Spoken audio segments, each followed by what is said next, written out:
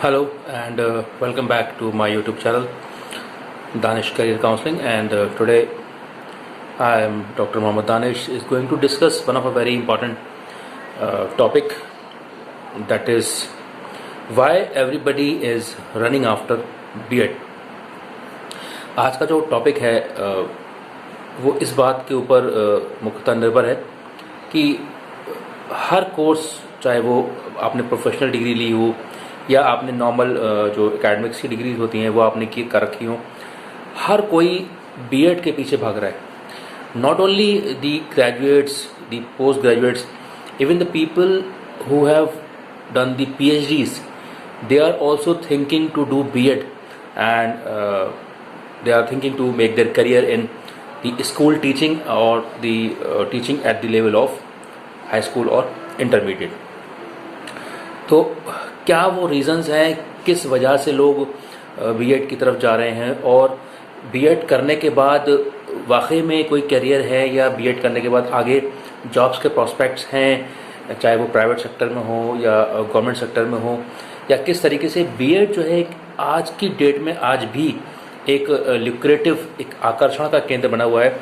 और एक ऐसा कोर्स है जो हमेशा से डिमांड में रहता है. चाहे आप आज से 5 साल पहले, 10 साल पहले, 15 साल पहले, 20 साल पहले उठा लें, तब भी B.Ed की डिमांड थी, और B.Ed की डिमांड धीरे धीरे बढ़ती जा रही है. क्या वो वजह हैं जिसकी वजह से हर एक इंसान सोचता है कि काश B.Ed कर लिया होता तो आज हम अच्छी जॉब कर रहे होते, या जिस जॉब में हम हैं उस जॉब में हमें सेटिस्फेक्शन नहीं है, काश हम B.Ed कर लें तो शायद हमारी कोई अच्छी जॉब लग जाए, और जितना हम कमा रहे हैं उतना हम आधा टाइम काम करेंगे और उतना पैसा कमा लेंगे, उसके अलावा हम अपनी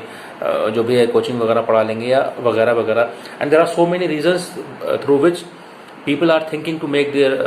career in teaching, and they are running after B.Ed. आपने देखा होगा हर साल जब B.Ed के फॉर्म निकलते हैं तो लाखों लोग B.Ed करते हैं, उसका फॉर्म भरते हैं, और उसके बाद फिर आपने देखा होगा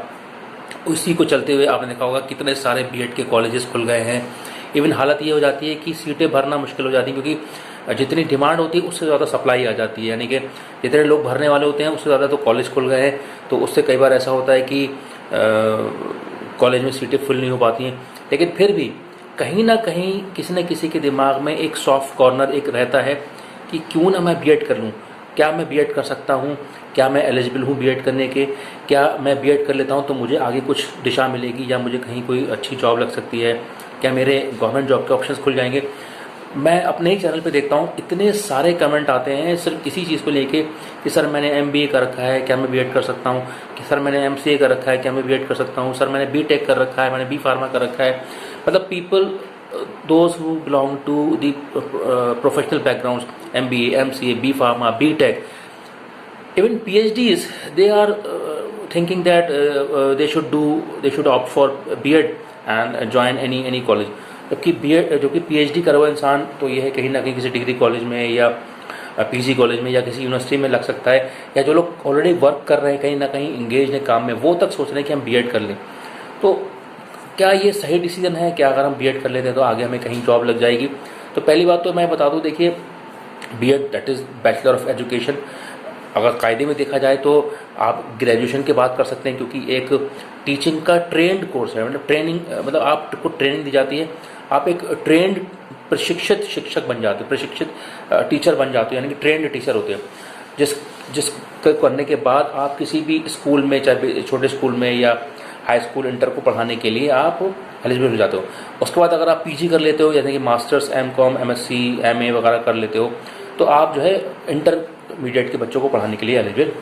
हो जाते हो. ठीक है, तो ये एक B.Ed की मिनिमम जो इसका स्कोप है वो रहता है. उसे करने के बाद आप जितने भी गवर्नमेंट की PGTs वगैरह, TGT, PGT के जो फॉर्म निकलते हैं आप उसके लिए अप्लाई कर सकते हैं. उसके अलावा केंद्रीय विद्यालयों में, या आपने देखा होगा जो जितने भी केंद्रीय विद्यालय हो गए, या उसके अलावा जो TET वगैरह का फॉर्म निकलता है, ठीक है, TET वगैरह हो गया, CTET हो गया, तो कहीं भी ज़्यादा स्कूल्स में B.Ed तो रिक्वायरमेंट रहता ही रहता है. ठीक है, और B.Ed करके आप जो है किसी भी अच्छे स्कूल में लग सकते हैं. Not only in government schools, तो भी आपने देखा होगा अच्छे CBSE बोर्ड के अच्छे स्कूल्स होते हैं, या किसी ICSE बोर्ड के, या जो इंटरनेशनल स्कूल्स, आजकल एक कल्चर चल गया है इंटरनेशनल स्कूल, फलाना international school, this international school, that international school. तो वहाँ पर भी आपका स्कोप खुल जाता है। If you have a good communication skill and you are having the B.Ed, okay, then you can enter into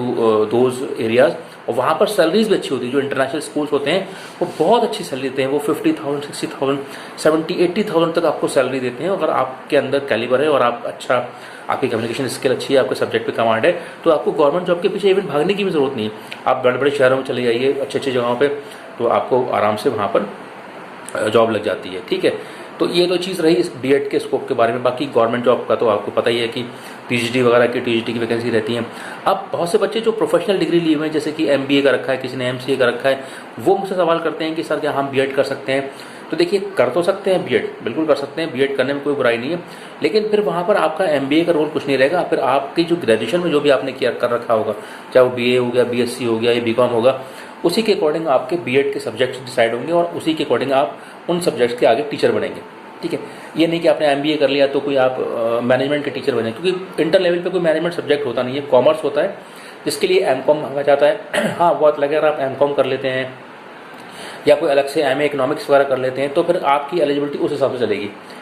या अगर आपने MCA का रखा है तो आप कंप्यूटर के टीचर बन सकते हैं। अब जो लोग PhD किए हुए हैं वो लोग भी सोच रहे हैं कि हम B.Ed कर लें। अब रीज़न बीइंग, क्यों PhD करे हुए लोग B.Ed की तरफ भाग रहे हैं, उसकी वजह यह है कि जितने भी डिग्री कॉलेजेस होते हैं उनका टाइम एक तो बहुत लंबा होता है, थोड़ा सा टाइम ज़्यादा होता है, और सैलरीज भी उतनी नहीं होती हैं। उतनी सैलरी आपको एक किसी अच्छे CBSE स्कूल में मिल रही है या ACC स्कूल मिल रही है या किसी इंटरनेशनल स्कूल में मिल रही है, तो लोग सोचते हैं कि अगर हमने PhD करके, अगर हमने इतनी मेहनत करी PhD की और हमारा टाइम ड्यूरेशन भी लंबा है, हमें टाइम भी हमारा ज़्यादा स्पेंड हो रहा है, हमें सैलरी भी कम मिल रही है, और हम B.Ed कर लेते हैं, तो हम किसी CBSE स्कूल में या किसी भी अच्छे स्कूल में, और इवन गवर्नमेंट जॉब के लिए भी अप्लाई कर सकते हैं। तो वहाँ पर हमारी सैलरी भी इतनी होगी, उससे ज़्यादा ही होगी, और हमारे पास टाइम बचेगा, और बाकी टाइम में हम कोचिंग वगैरह पढ़ा के अपने अपना जीवन यापन चला सकते हैं। तो ये भी बहुत बड़ी वजह है कि जो PhD के लोग हैं वो भी इवन B.Ed करने की सोच रहे हैं, क्योंकि उससे फ़ायदा ये होता है अगर आप B.Ed कर लेते हैं और आप PhD हैं तो किसी भी आप इंटर कॉलेज के प्रिंसिपल बन सकते हैं, क्योंकि प्रिंसिपल बनने के लिए PhD की रिक्वायरमेंट होती है, और बिना B.Ed के आपकी एंट्री होगी नहीं। तो B.Ed करना इसलिए ज़रूरी होता है, B.Ed करेंगे तब आप प्रिंसिपल बन सकते हैं, और अगर आपके पास PhD है और B.Ed है तो आप किसी भी इंटर स्कूल कॉलेज के आप प्रिंसिपल बन सकते हैं। और आप चाहे तो किसी भी अच्छे इंटरनेशनल स्कूल में ज्वाइन कर सकते हैं, वहाँ के टाइमिंग्स भी कम होते हैं और आपकी सैलरी वगैरह भी उतनी ही होती है। तो ये भी कुछ रीजंस हैं जिसकी वजह से जो PhD होल्डर्स हैं they are also thinking to do B.Ed। और जो कॉर्पोरेट में लोग काम कर रहे हैं वहाँ पर भी लोग इसलिए B.Ed की तरफ भाग रहे हैं, क्योंकि जो कॉर्पोरेट कल्चर है वहाँ पर भी देखिए टाइम बहुत यूज़ होता है, बहुत ज़्यादा फिजिकल एक्सर्शन होता है, टाइमिंग्स बहुत ज़्यादा होती हैं, छुट्टियाँ कम होती हैं, और आपको अपने लिए सोचने का वक्त नहीं होता है। और बहुत से लोग चाहते हैं पढ़ना और एक रेस्पेक्ट चाहते हैं, तो टीचिंग में कहीं ना कहीं उन्हें लगता है कि रेस्पेक्ट मिलेगा, तो इसलिए भी वो कॉर्पोरेट छोड़ के टीचिंग में आते हैं। तो उसके लिए भी सोचते हैं B.Ed कर लें, इसलिए भी B.Ed की डिमांड बढ़ रही है, और एक B.Ed कोर्स करने वालों की जो तादाद है वो दिन पर दिन बढ़ती जा रही है, क्योंकि हर एक आदमी टीचिंग की तरफ भाग रहा है। और जाहिर सी बात है टीचिंग का स्कोप अभी भी ब्राइट है, क्योंकि धीरे धीरे और स्कूल्स खुल रहे हैं, गवर्नमेंट भी एक्सपेंड कर रही है, गवर्नमेंट स्कूल्स खुल रहे हैं, गवर्नमेंट की वैकेंसीज आ रही हैं, चाहे वो छोटे लेवल पे हो चाहे बड़े लेवल पे हो, और जो प्राइवेट सेक्टर है उसमें भी स्कूल्स काफ़ी बढ़ रहे हैं। तो जैसे जैसे पॉपुलेशन बढ़ रही है,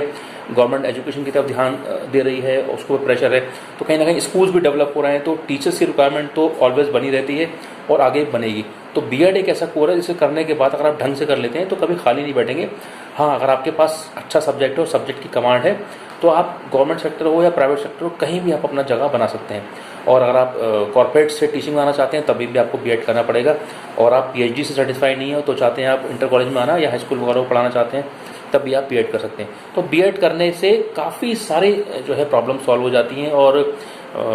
आपका टाइम बचता है। इवन खासतौर पर फीमेल्स की बात करें तो फीमेल्स के लिए बहुत अच्छा रहता है, वो B.Ed कर लेती हैं, और कई बार ऐसा होता है शादी हो जाती है, फिर आगे लाइफ बढ़ जाती है, फैमिली बढ़ती है, एक्सपेंड होती है। तो कई बार ये होता है कि जिस स्कूल में बच्चे को डाला हमने उसी स्कूल में हमने जॉब कर ली, तो बच्चे को साथ लेके आ रहे हैं, साथ लेके आ रहे हैं, तो काफ़ी सारी चीज़ें वो सॉर्ट आउट हो जाती हैं, बच्चे को कहीं छोड़ना नहीं पड़ रहा है। और आप अच्छे स्कूल्स में आपका भी ये होता है कि भाई मैं कई बार ऐसा देखा जाता है कि फीमेल्स को बच्चों की वजह से अपना करियर छोड़ना पड़ता है, तो ये चीज़ भी कंटिन्यू हो जाती है, और उनके अंदर ये डिप्रेशन की फीलिंग नहीं आती है कि भाई हमारा करियर ख़राब हो रहा है। तो बच्चा भी स्कूल जा रहा है, आप भी उसी स्कूल में पढ़ा रहे हो, तो काफ़ी सारी चीज़ें सॉर्ट आउट हो जाती हैं, टाइमिंग कम लगता है और आप अपनी लाइफ को बैलेंस कर पाते हो। तो इसलिए भी लोग टीचिंग की तरफ भाग रहे हैं और बीएड कर रहे हैं। तो बीएड का स्कोप काफ़ी अच्छा है आगे, चाहे वो कॉर्पोरेट वालों के लिए हो, चाहे वो पीएचडी होल्डर्स के लिए हो, या जिन्होंने भी नॉर्मल पढ़ाई की है अपने बीए बीएससी बीकॉम जो भी कर रखा है उनके लिए भी। तो कोर्स में कोई बुराई नहीं, कोर्स बहुत अच्छा है, इसके स्कोप भी बहुत आगे अच्छा है। बट अगर आप इसे ढंग से करें और अच्छे से करें और अपने सब्जेक्ट पे आपकी कमांड हो, तो आप इसे करके काफ़ी अच्छा आगे कर सकते हैं। तो ये कुछ थोड़ी सी मैंने एक रोशनी डालने की कोशिश की बीएड के ऊपर, बीएड के स्कोप के ऊपर, और पीएचडी वाले क्यों बीएड करें या प्रोफेशनल कोर्सेज वाले बीएड क्यों करें, जैसे कि बी फार्मा वाले हो गए या एमएससी वाले, आपके एमसीए वाले हो गए, एमबीए वाले हो गए, या इस तरीके से बीटेक के लोग बीटेक वाले हो गए। तो बीएड सबके लिए फ्रूटफुल है, बशर्ते कि आपका सब्जेक्ट पे कमांड हो और आपके कुछ ऑब्जेक्टिव्स हों कि आप बीएड क्यों कर रहे हो, आप क्या करना चाहते हो लाइफ में, आपका ऑब्जेक्टिव क्या है। ये सब चीज़ों को ध्यान में रखते हुए भी आप इस कोर्स की तरफ जाएं। ये नहीं कि 10 लोग बीएड कर रहे हैं तो हम भी बीएड कर लेते हैं, नहीं। आपका खुद का एक ऑब्जेक्टिव, आपका विजन क्लियर होना चाहिए कि why I am doing this course और why I am leaving my current job and coming to the BEd option, right. तो इन सब चीज़ों को ध्यान में रखते हुए करें, ज़रूर आपका जो है सही एक रास्ता आप चुन पाएंगे। तो आज के लिए इतना ही। अगर आपको आज का वीडियो पसंद आया हो तो उसको ज़रूर लाइक करिएगा, शेयर करिएगा, सब्सक्राइब करिएगा मेरे चैनल दानिश करियर काउंसलिंग, और बने रहिएगा मेरे साथ। और किसी भी तरीके की करियर काउंसलिंग के रिगार्डिंग डिस्क्रिप्शन बॉक्स में दिए हुए फ़ोन नंबर से आप कॉन्टैक्ट कर सकते हैं, व्हाट्सएप कर सकते हैं। बट आप 8 to 5 के बीच में व्हाट्सएप कर सकते हैं। और मेरी पेड काउंसलिंग है, आप उसके थ्रू ही, आप उस प्रोसेस को फॉलो करने के बाद ही आप मुझसे रब्ता कायम करिए। I will give you proper time because I am also a full time employ, so I will respect your time and you should respect, I hope you would respect my time also. तो इस बात का ध्यान में रखते हुए आप मुझसे कॉन्टैक्ट करें, और ज़रूर आपका दिशा निर्देशन में करूँगा। अगर आप चाहें पीएचडी की काउंसलिंग कराना चाहते हो या पीएचडी के रिगार्डिंग कोई गाइडेंस लेना चाहते हो या किसी भी तरीके की करियर गाइडेंस आप लेना चाहते हो, तो आप मुझसे रब्ता कायम कर सकते हैं, जो भी डिस्क्रिप्शन बॉक्स में प्रोसेस दे रखा है। तो आज के इतना ही। Thank you very much for watching my today's